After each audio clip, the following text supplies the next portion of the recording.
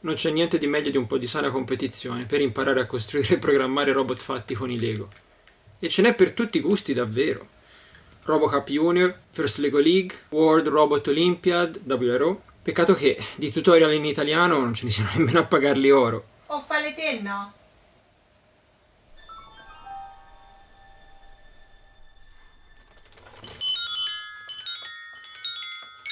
Il professor Mattoncini! Ciao, sono Daniele e ti do il benvenuto nel mio nuovo canale YouTube, del professor Mattoncini. Da 5 anni insegno robotica al Polo Tecnologico di Grosseto, ma soprattutto sono 15 anni che smanetto con robot fatti con i Lego. Nel tempo ho inventato cose assurde, ho partecipato a eventi qua e là, e ho anche scritto diversi libri di robotica sui Lego Mindstorms, tutti in inglese. E poi ho pensato, ma non sarà il caso di aiutare anche gli studenti italiani?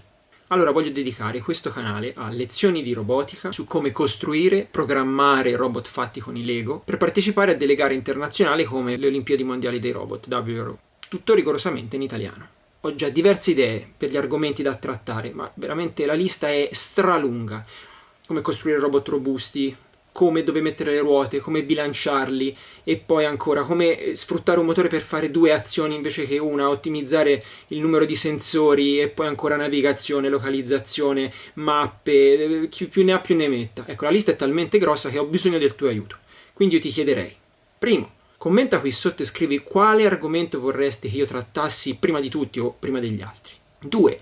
Diffondi il verbo, diffondi la voce su questo canale il più possibile a compagni, insegnanti, coach, anche agli avversari, perché la conoscenza è di tutti, non è esclusiva. 3. Iscriviti al canale e magari attiva anche gli avvisi, così sarai tra i primi a sapere quando pubblico un nuovo video.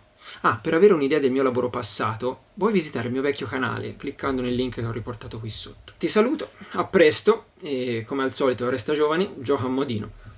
Ciao! E ce n'è per tutti i gusti. First Lego League, non me lo ricordo, poi c'è quell'altro.